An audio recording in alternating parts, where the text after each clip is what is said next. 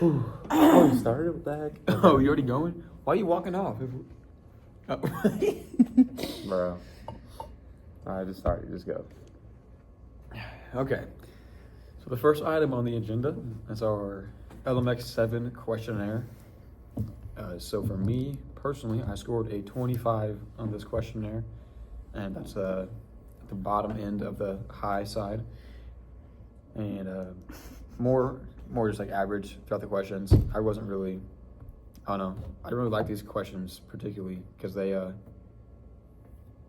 felt like really very situational. Like, how well does the leader recognize your potential? I mean, I think I'm just very, I don't know, not a very consistent leader or follower. It kind of depends on the situation. And like, as we've been talking about with all of these leadership models, it is all heavily depending on the situation, not just the leader-follower relationship.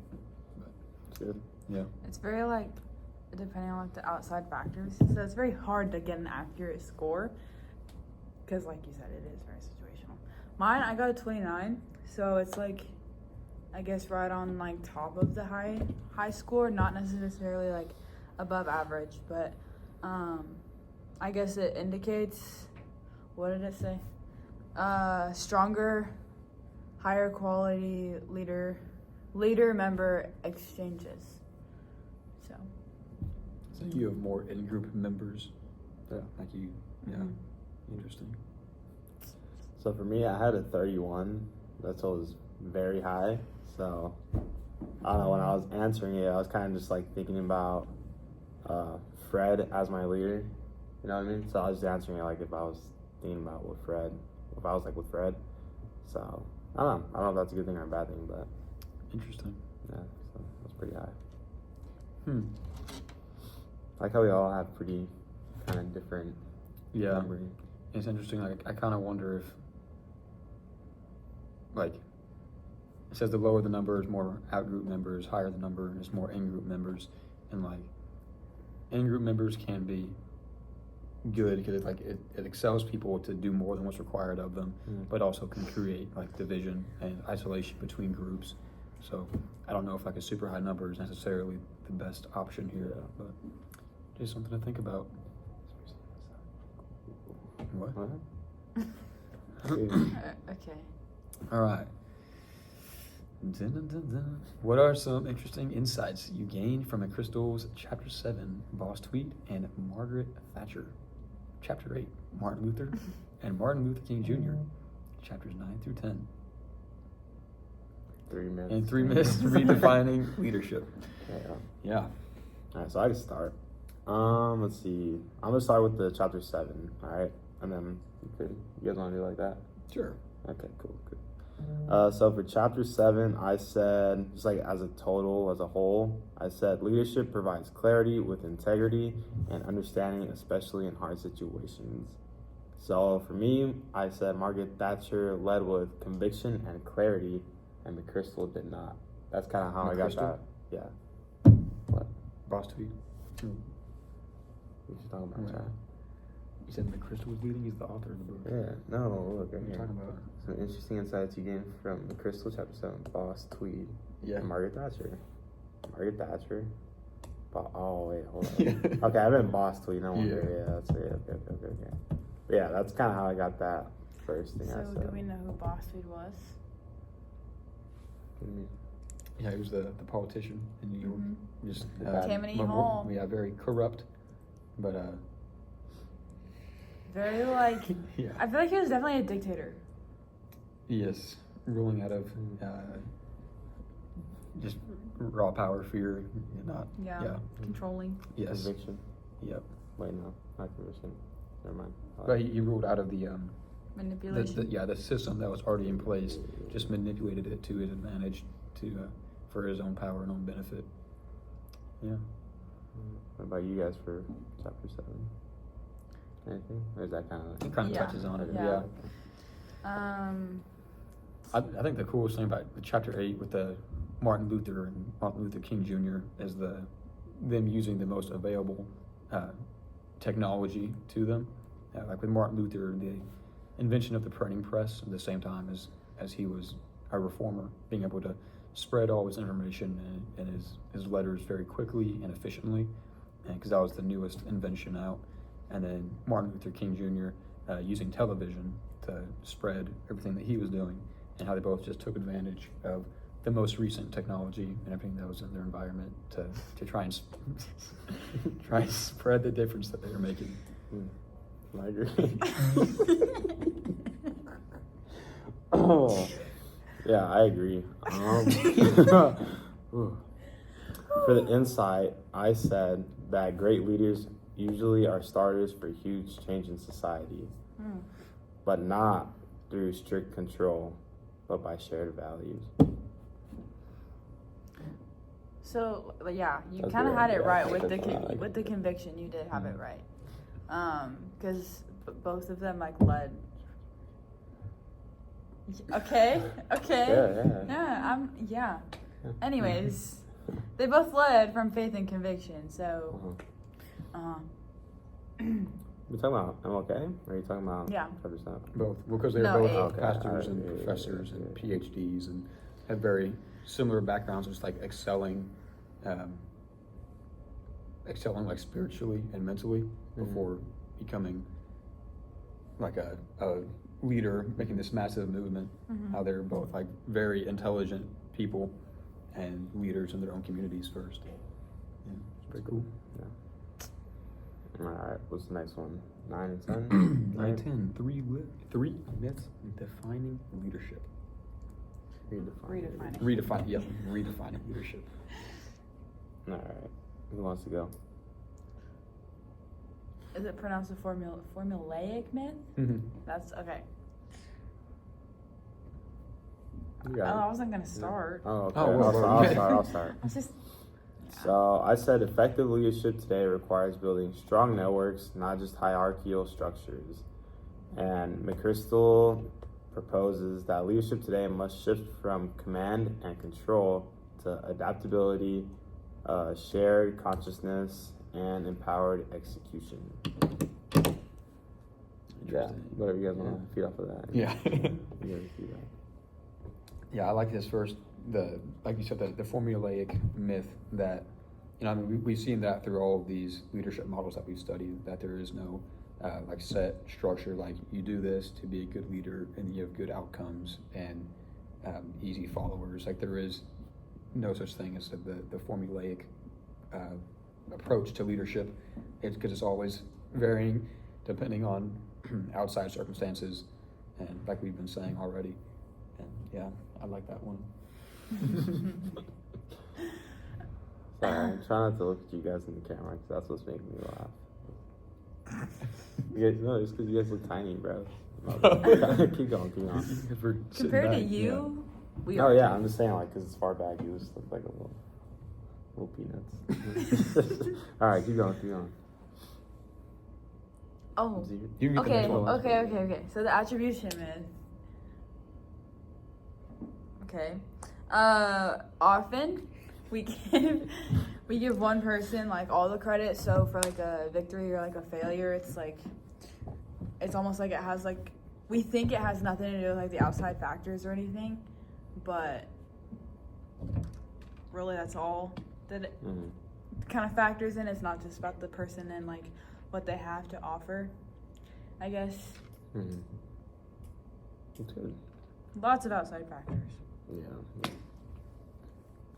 All right, let's just go on to the LMX, all right? So the question is, discuss LMX in transformational leadership with respect to the 4 leaders. So for boss, I said it was low on the LMX just due to the manipulative and transactional relationships. And then it was non-transformational and self-serving leadership. You could just kind of see that throughout everything. So I don't really know what else to say to that. Yeah, You just tell. You don't really have to really think about it. he used fear and manipulation too Yeah. for all that. Yeah. Margaret Thatcher. Loyal followers, but like poor connection with critics. Strong vision.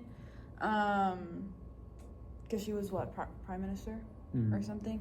So that reshaped Britain, whatever. I don't know which one to say. Yeah, she inspired people, but So you would say that she was medium? lacked Nice. compassion. Bit strict. No, I agree. Very selective. Yeah. What about you? Any thoughts on that? Yeah, well, I mean, I would say like Margaret Thatcher's closer like to the in group, because she did connect with her followers more, and that's like with the with the in group versus out group, like we see more followers excelling beyond what was required of them in the in group as opposed to the out group, just because there's a deeper relationship with the leader. And I think we see that with Margaret Thatcher having a deeper connection with her followers. That's good. What about for Martin Luther? What do you guys put him on the scale? That one makes scale. I said high. That's just me, personally, I guess. Especially with early followers. Challenged power with moral authority and theological vision. Yeah, I put deeply transformational, so high. High. You? Yep. Alright, MLKJ. What? Junior. I was not. MLKJ. Yeah. I just looked at the J, but it's Junior. Martin Luther King Jr. Not Martin Luther King. Martin Luther King. JKLM, MLJK. Yeah, definitely ML. high. Lots of relationship with his followers, with all the boycotts and the marches that they did. He definitely had very a high level of exchange between himself and his followers. Mm-hmm. Yeah. Ditto. Yeah. That's real. I think we'll do better with the leaderships from a Christian biblical perspective. So who wants to go with that one? Are we? Sorry. Wait, hold on. We're talking chapter 8 too. Yeah. We got We got a little more on chapter 8. If y'all want to. Oh, Or we can go you got that? biblical. Go ahead. All right. Yeah, with the transactional versus the transformative leadership. Yeah, I liked who are these guys? The Brute, the Avioli and Base Boss. However you say his- Avolio? Yeah, that one. How they they take all the different types of leaderships, or a lot of them that we've studied so far, and like put them on a grid in the comparison between being passive and active versus ineffective and effective. Just seeing that how they're aligned with effectiveness and how involved the leader is. So I like their grid that they created, lining up all those different leadership styles. Good. Yeah. What was the question? I'll go back to the question. Which Yeah. one? Oh, we're just talking about chapter 7. No. Just go to the question. Please. What do you think? All right, what scriptures come to mind? Oh wait, no, that's not what I was thinking. Just keep yapping. No, because I remember it I asked something about like how did it change. Yeah. This is what I was talking about. How has this affected your original definition of leadership? That's the one I was trying to answer, but never mind. Oh, So you want to answer it? Yeah, I mean, I can, All I right. guess. Yeah, since you brought it up. Yeah, my bad, guys. I wrote it down somewhere. I said it affected my original thought of leadership from the beginning of this class, because before I used to think leadership was only for one person, but that's wrong. It's for all people, and all people can lead. They just have to act on it. And act as if it were so. That's good. Yeah.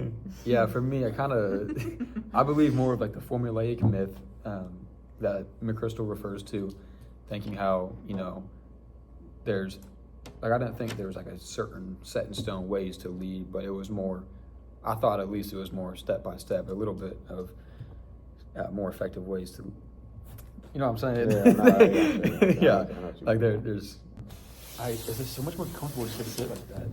Just take the wrong way. I like to just comfortable with my arms up. All right. Oh, anyway, we're back. So, phone ran out of storage, but we're locked in now. I don't know what I was talking about before. It's Cut okay. out. We'll just start So- somewhere new. Oh, but we have the points in class. the video. Yeah, we still have it. Yeah, so I believe it would cut off. At the leaders. Oh, it was like how To my this own course head, has yeah. changed my view on leadership. Oh, Yeah, and as I was saying, it was more just I see this out. There's like a lot more outside influences and different factors that can play into leadership and the relationship between the leaders and followers. There's not just like solid steps you can take to be a good leader, and I think we've seen that the most in. Oh, I forgot who did this one. Hold on, who made this one? Shoot, hold on. The leader participation model, where we have the 7 questions of yes and no, and I think this is the most effective model that lets us make a decision effectively based on the circumstances and all the outside influences, not just the relationship between the followers. But yeah, that's how my view of leadership has changed. Bro, quit doing all that. Why do you smile like that, bro? Why are you doing You're that? you Well, I go next. Sorry, Yeah. my bad. Go. You good? okay. So when we had like our seminar and okay, chill. And Chad Hennings was like talking about how like bosses create like fear, but like leaders create confidence. I definitely thought of leaders more as like bosses. It's like y'all relax, like barking orders and like you have to do it like one specific way, but then like y'all now after like this throughout this, okay, I'm gonna just keep going. Now it's more of like a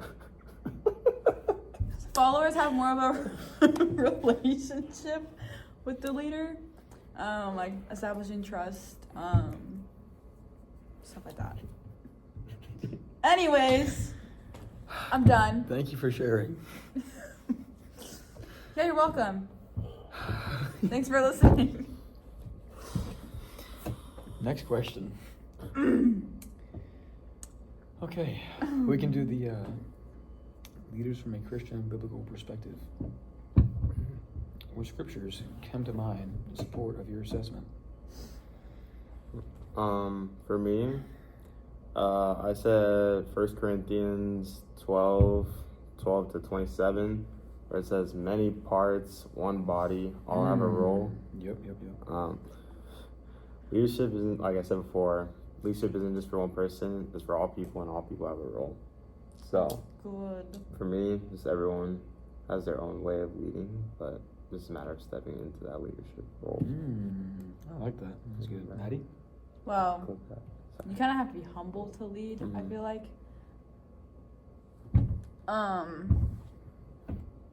Where is it? Philippians 2:3-4. So like, in humility, value others above yourself. So like, that's kind of what I was talking about with like establishing that relationship and like building that trust when you're leading other people. Because if they don't trust you, they're not gonna follow you. Yeah. You know. So going out of your way to serve others. Yeah. You know. Mm-hmm. Before trying to lead yourself and find that. Anyways, I don't really know where I was going with that. Y'all go ahead. Yeah, so mine's also in like 1 Corinthians, how talking about the parts of the body and the body of Christ. It's referring to like the spiritual gifts that like we get to receive from God and the Holy Spirit. And Paul tells us to like eagerly desire these gifts but like to love first. And I think that's what leadership boils down to, is like the love you have for your followers, and not being like the corrosive leadership, and just focusing on that leader-follower relationship and loving first, and then so then the body can work in unison as one. Yeah. I agree. It's good. Yeah. Yeah, I feel like the more Jesus focused, the more you are like Jesus when you're a leader, like leading in a big thing, people are more likely to follow you. That's just what I've noticed though. Yeah. Like, the more wholeheartedly you lead, the more people will follow you, and the people that aren't as wholehearted when they lead don't have as many followers. Because if you don't care about what you're doing, no one else is gonna care about it. Yeah. There you go. Okay, boy. Clip that. Because it's just like anytime my mom, like when I played soccer and I would like be captain like that day of the game or whatever, and I was just not like, y'all stop smiling. Okay. And I didn't really want to be at the game, then I wouldn't exactly lead the team well. Mm-hmm. It was more like if I wasn't, like, kind of like you were talking about, like, not if you're not doing it with your whole heart, no one else is. That's good. Yeah. Soccer. Okay. Once again, sorry about this. They're not watching it. I mean, hey, it's our podcast. Here's our Oh, yeah. podcast. Go on YouTube. Don't forget to like and subscribe. And Oh, that was bad. I felt my body cringe on that one. Go ahead, bro. Go ahead. Oh, okay. No, keep going. All right, so I have some questions for you guys. So I'll start out with one, and then.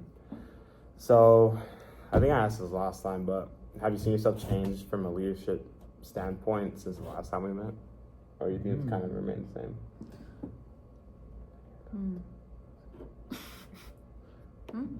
Personally, I think I've grown more vocal, for sure, since the last time we met. I've seen that in you. Yeah, a bit. Yeah.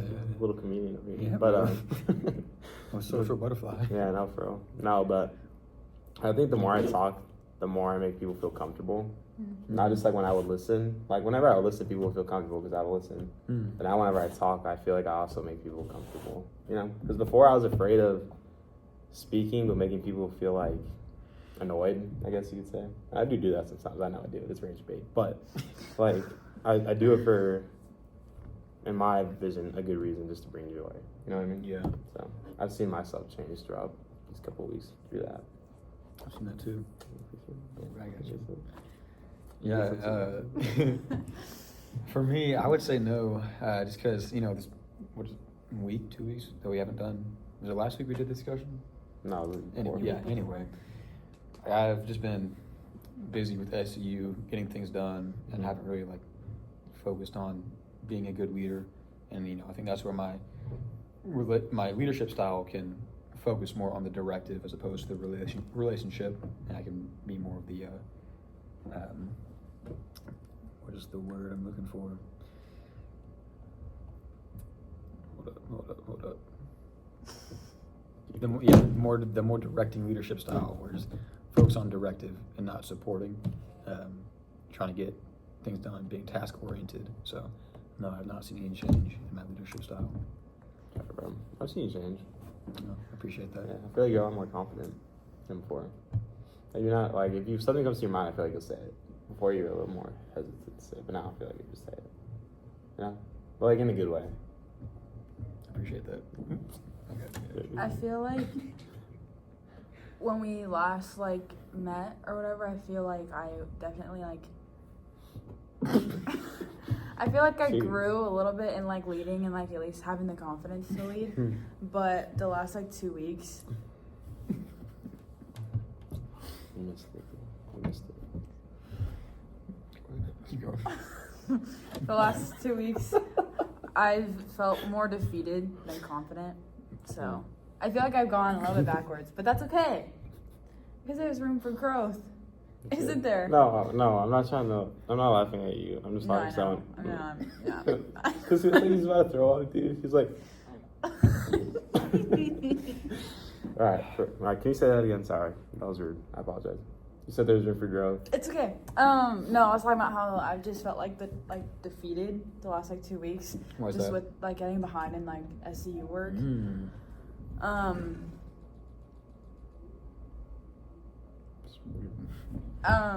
But I feel like I definitely went backwards. I definitely went backwards, but I know there's room for growth, so I know I can build that confidence, but it's very low right now. So. Do you think you would be better next semester? Mm-hmm. Like it was kind of going Because I know what to expect. Yeah. And you're gonna have less classes next semester, right? Because you had 3 this one. Yeah. You got that. 3 with the practicum, which practicum hasn't really started, but yeah, it'll be like 2 with practicum. So. You got that. We're here for you if you need us. Don't worry. Thanks. Yes. There's 41 of us, so just, just close your eyes, pick one person. I'll help you out. So. Yeah. Does anyone else have a question? Or is it just me? It's just you. It's just me. You got it. Guys.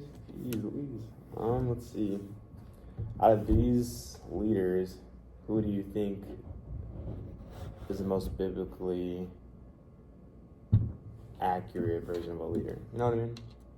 Like, who do you think would follow the biblical kind of standard? I'd say Martin Luther. Martin Luther or Yeah. Martin Luther King? Martin Jr.? Luther. I would have said Martin Luther King Jr. from that. Martin Luther King Jr. Oh, my bad personal question.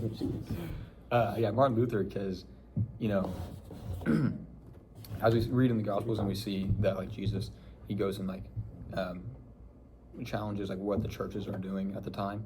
Like, that's what we see Martin Luther do, as he challenges, like, the Catholic Church and what they're teaching, the authority and the power that they've given themselves, and, you know, just relating it back to true biblical principles. And so absolutely, Martin Luther would be my answer to that question. I was at first thinking like Martin Luther King Jr. because everyone talks about like how his faith played such a big part in like how he led, but oh yeah, Martin Luther, like, even though he didn't have like a lot of authority or whatever, like he still could lead, and like people saw Jesus as like so low, like he didn't come from a lot, so like he didn't have a lot of authority, but he could lead and like inspire and just like, what's the word, influence, like, and saying like a lot of people, a lot of groups, even though he didn't come from a lot, and he didn't have this huge title or anything. He built his way up too. Mm-hmm. That's a good analogy. What about you? Ditto. You guys know, for real, you guys pretty much covered everything. I don't really see. Enlighten me if there is more, but that's kind of pretty much everything, right? Yeah. From the question I asked about, like, Martin Luther. Yeah. Good stuff, guys. Yeah. You think we should make another podcast soon? Yes. No. It's gonna be all over the place. Yeah. Let's see. I think you guys should think of some questions. I know I asked amazing questions, but like, oh no. Yeah. Who in your life is the biggest influence in a leadership kind of role? Jesus. Other than, obviously, other than Jesus. Probably my pod leader from student leadership my senior year. That's good. Yeah. No.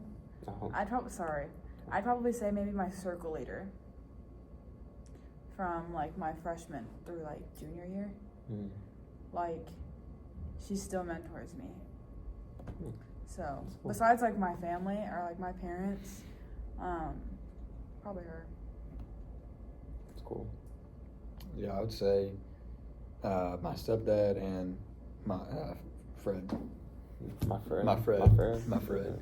Yeah, because so my stepdad was a manager for like half the restaurants in DFW for a while, and so he managed and led a lot, and so he's a lot of that came from having the knowledge of what he was doing, because he worked in the kitchen like forever, so he had the knowledge position of leadership, and so I learned a lot. I learned a lot from him for like how he talks to coworkers and leads everyone, but he is a little aggressive sometimes, and so that's why I also look to Fred, because he also has a lot of knowledge, because he's been around the block a few times, but he's very very gentle and loving with his leadership and his coaching. So Most of the time. Most of the time. he can be aggressive, but it's still out of love. True. Yeah. What about you? Good questions. Probably my dad, honestly. Or my parents, just in general. Low-key all my family, except the middle child sister. She's kind of just there, but I'm just playing. That was kind of mean. No, but What if she sees this, bro? She has she YouTube. won't see it.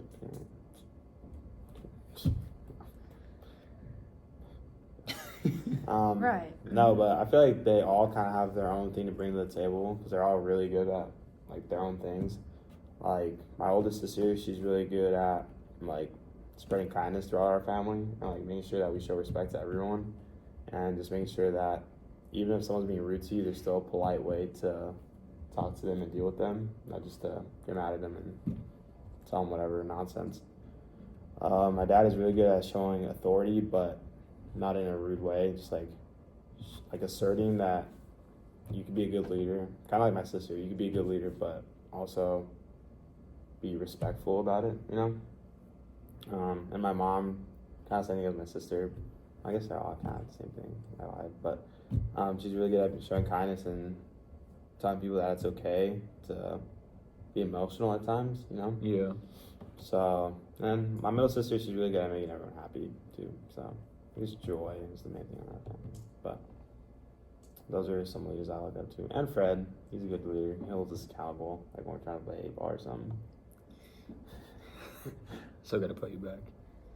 You'll lose again. That's funny. Yeah. What was the last one? Okay. This guy. But what about you, Maddie? Any question that you have? No, honestly. What about you, Austin? I can cook something up. All right, let's step away from the leadership part. Where in your life do you think you could grow the most outside of UC College? Like in leadership or just No, like? just like in general. Are we just talking now? Okay. Or my patience at work probably. Cause I shared this in like one of our early morning huddles or whatever. When we live on mission, we don't have time for outreach. And there's plenty of times where I will like lose my patience, and I won't like do it in front of the people and like yell at them, but I'll definitely go and like complain about it to like one of my other people that I work with. So patience, I guess, and like when someone is like repeatedly like asking me the same question, like the amount of times that we ask Jesus the same question over and over and over, you know? Yeah. So just kind of having that heart posture when I go into work. That's good. What are you cooking up over there? Oh, bro, let me cook. You do things. Oh, you still going? Still going? Yeah, bro. Well, I had another question, but I'll let you find your thing. No, you're good. Okay. So for me, I feel like outside of VC College, I'm kind of just like, I leave everything that we learned here kind of at the door when we walk away. Like, I know it's in my head, and I kind of feel convicted about that, like, big time. And I find myself kind of feeding, like, at work. My work's, like, a big thing that's kind of, like, I need to spread the joy of the Lord there. Yeah. It's pretty bad. I tried to, but it's just really hard just because everyone there kind of, like, cusses, smokes. So I'm trying to do it. I stay away from all that, but it's just, like, when you're surrounded by them, it's a lot harder. Yeah. So, I find comfort in them, though, because they're really welcoming. They just have a different point of view on how to welcome people. Like, they're all really nice, but just their values aren't the best. So, for me, I kind of feel like that's feeding into my life. And I said, just because it feeds you doesn't mean it's giving you life. Ooh. Yeah, that was good. Yeah. So, I don't know. I just need to grow with that. Just not allow myself to eat that food. If you know what I mean.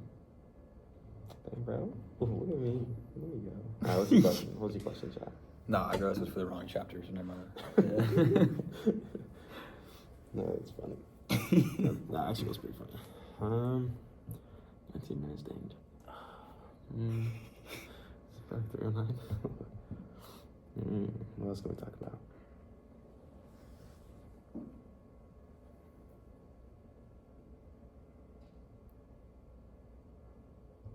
What next step can you take to be a leader in your family? Praying for my family, like on the spot, not just being like, oh, I'll pray about it later. That's good. That would definitely change the perspective, atmosphere in my home. Okay. Is there like a specific time you remember that you could have done that? No. An example you could give us? No, I've done it a couple times, and I've noticed the shift in the atmosphere. But it's been a minute since I've done that. No. So. You got it. There you go. I think we'll put it back. Hello. We're back. We took an intermission. Well, someone took an intermission. But, you know. Sorry, I had to Okay. pee. All right, so go for it. What was the question? Where can you grow outside of VC College? No. What next step can you take in your That's- family? that's- Yeah, to be a leader. Oh yeah, we said that. Yeah. Sorry. For me, it's just building the relationship instead of the directive in my family. Because, That was good. because I got chills. you know, I don't No, I didn't. like see my family that often because I'm at school a lot. And previously, before this, I was at work a lot, just always, or pickleball or something or whatever, just always busy. So I haven't spent as much quality time as I would have liked to with my family recently. But I did get to have a good dinner with my little brother like last week. Just talk about his faith walk, where he's at, what's up with him. So just focusing more on relationship in my family, and how I can be a better leader. So how are you gonna act as ourselves? I'm gonna make dinner for my brother more, so we can, What? because he's a little gamer boy, so he'll eat the PlayStation for dinner. He just won't eat. He just play video games. Yeah. And but if I make him dinner, then he'll come down because it's too much work to make his own dinner. So the more I'm gonna make dinner and then to like draw him out and then engage in conversation. And then you trap them. Yeah. That's fine. That's messed up. Yeah. It's good, bro. I like that. It was good too. I kind of forgot what you said, but oh wait, no, I remember. Never mind. What about you? For me, I feel like Valley Creek is kind of like my own place, like away from my family, and like when my sister, I told you guys that she was gonna be a door greeter, right? Remember that? Yeah. But then they moved her to like atrium host, just like walk around, talk with people. And when she was doing that, like I was happy for her, I was glad, but I kind of felt like this is my area, and now her coming into it, it's kind of like, bro, it's taking away my area. You know what I mean? Like I don't have it to myself anymore, which isn't good. I've been feeling pretty bad about that. A little prideful. Yeah, big time. Because they didn't used to go to church a lot before I started coming. Like I was the one that kind of started the routine of going to church every day. Like they came last Sunday too. Yeah. And I was happy about that. Like I was happy about that. But I just kind of felt like with her starting to get into activities with the church, like atrium host, YAG, whatever the case is, I was kind of just like, dang, it's taking away my area. But it's not my area. It's for everyone. So I was like, dang. Just think about and celebrate the work that God has done in her through you. Amen, bro. That's good. Dwell on For my that. whole family, actually. Yeah, there you go. That's good. Dwell on that, not the. Yeah. But it's weird though. It's like Yeah. if they come to service, I'm happy. Like I don't think about that. But Yeah. when my sister comes to be an atrium host, or like try to When she's trust actually you, involved. Yeah, Yeah. that's what I was like, dang. So I got some work on that one. So I can just be a leader by being more welcoming and push her to come to the stuff instead of trying to push her away or just like not talk about it at all. You know? What do you think the root of that is? Don't think about what Probably. you're losing. Think about what they're gaining. Think about that. Mm-hmm. Do you have any Think about pride that, like, because they weren't following God and now you are, that, like, you think she's not good enough to be on the atrium team, anything like that? It's not that. I'm like almost positive that it's because we're a very close family. So they're always involved in everything we do, no matter what it is. Like I'll be out, they're like, "Where are you? Where are you? What are you doing?" Like, they'll be checking Life 360. They're like, That's "Why so are you real. at Whataburger? You don't need Whataburger. You're fat." They don't actually come like shame me like that, but they're just like, "Dang, you said you're going to the gym, but you're at Whataburger." I was like, "Why are you even looking at location?" But I just feel like this is my place to kind of get away from them in a way, you know. So it's just like my own to kind of relax and have my own life, Yeah. I guess. Like apart from, because they don't really know everything that goes on here, like what we do in VC College, because I never have time to tell them because I was counting at 12. So I just feel like this is my own separate little area, and now they're kind of walking into that. So like that's kind of getting away from my own personal experience of it. It's crazy. Interesting. That's real though. Thanks for sharing. No problem, man. That's kind of how I felt. Like, well, not the exact same, but like I've been here my entire life. So that's another reason I didn't want to do VC College, is because I was like, well, I've been here my entire life. I want to go somewhere else. And I really didn't want to be around my family. I was like, I want some freedom. So I understand the wanting to get away from your family for a little It's bit. not even that I want to get away from them. I just want to But have my it's own like place to having- go. yeah. That's not with them. That's real. Yeah, I don't know. I guess it's because like it's the first place that my friends aren't like stupid. You know what I mean? They're not like drug addicts or like drunk, like drinking or partying or any of that. It's just like it's genuine fun. Because I didn't like doing any of that in high school. You know, I never Yeah. did any of that. I was Mhm. always just by myself because I didn't accept their values. So, Yeah. Kind of just minded your own business yeah. in high school. I wasn't trying to do all that, because I knew if it were to happen, then I would probably become addicted. So I was like, why am I going to put myself in that situation? Like, just avoid the temptation as a whole. Yeah, that's being a leader right there. Like we see with Martin Luther, like going against the status quo and like what's currently going on, and like questioning the values and the morals of the current standard and everything. So you were a leader in that space before you even knew it. Appreciate it, bro. When my Gotcha, dad bro. was still or when my mom or my dad was still taking me to school, like every day when it was like middle school or elementary and middle school, my dad would always say, "Be a leader, not a follower." Yeah. That's like stuck with me. It's good. It's a good saying. Yeah. You just have to act on it. Mm-hmm. You have to let those words feed you. Not Faith crazy. without action is dead. Yeah. Dang. Just got deep. It's crazy. Mm. That was good. That was good. That was like the first like actual conversation. What other questions can we put that?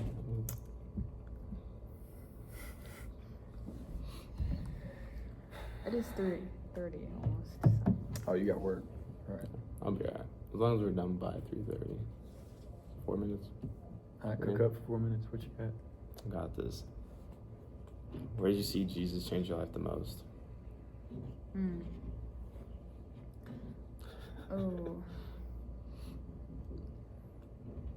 I would say, honestly, having a desire to follow him. Because at first, like, I was like, kind of like I said, like, I've been here my entire life, so it's always kind of been there. But I've always been kind of like, okay, well, I'll dress up, we'll go to lunch after, and then we'll kind of go about our day. But the second that I actually started surrounding myself with people who, like, love the same God as me, well, really, there's only one, you know. But everyone has, like, the same heart for what they want to do and who they want to be and stuff. That's when I was, like, that's when Jesus totally switched my perspective of, like, okay, well, it's people of God, not just people with God, not just people of God. Does that make sense? Yeah. Like, people doing life with him. Yeah. That's probably where I was changed the most. That's good. For me, it was just living with joy instead of happiness. Not being content just in my circumstances, but being content in my identity as a beloved son and living with the joy of the Lord. Not just living, surviving, but living. Thriving. Yeah. Yeah, we have our student nights every Wednesday, and I used to be on the summer team. And there's one Wednesday I was serving on the front doors, greeting everyone, just setting the environment, being the cheer guy, hyping everyone up, and I was just being like the most obnoxious one, just like, let's go, guys! So excited y'all are here, and just had this revelation that I was now living with the joy of the Lord. And you know, now that we're talking about it and relating these stories back to leadership, I can see leadership in that too, because you know everyone else is being pretty chill, mellowed out, and you know I was just setting the environment, leading everyone, trying to hype everyone else up, working on the relationship between the followers, but also all the students coming in. But yeah, that's where I've seen the most change in my life, with living with the joy of the Lord now. It's good. Yeah. For me, it was my identity. I kind of realized, like, as you were talking, I kind of had, like, revelation that my identity isn't something that I create. It's found in me following Jesus, and he gives me my identity. I don't create my own identity. Yeah. Like, in high school, my identity was just, I don't even know. It was just working out. I made working out my identity big time. Because I was always known as, like, the big, strong guy, whatever, all that. I was like, okay, whatever. But here I actually feel, like, fulfilled, and, like, now I know I have an identity in Christ, you know? Yeah, you do. Yeah. Yeah, like high school, I don't remember high school at all, but these last couple months, like if we started school, I wouldn't remember the first 3 months. But from when we started school here, I remember all of it. Hmm. Yeah. You know what I mean? So it was like before, I was alive, but I wasn't living, if that makes sense. Or I was living, but I wasn't alive. There you go. There you go. And you were eating, but it wasn't feeding you. That's tough. Good pull. There you go. Yeah, that was good, guys. There you I go. already did pull yesterday. 5 seconds. 4, 3, 2, 1. Well, that's a wrap. Hooray! Make sure to like, comment, share, and subscribe. And hit Hit that that bell like so you can stay button. updated on Or, all new yeah, that videos bell. we release. We'll Amen. catch y'all on the Okay. next one. Yep.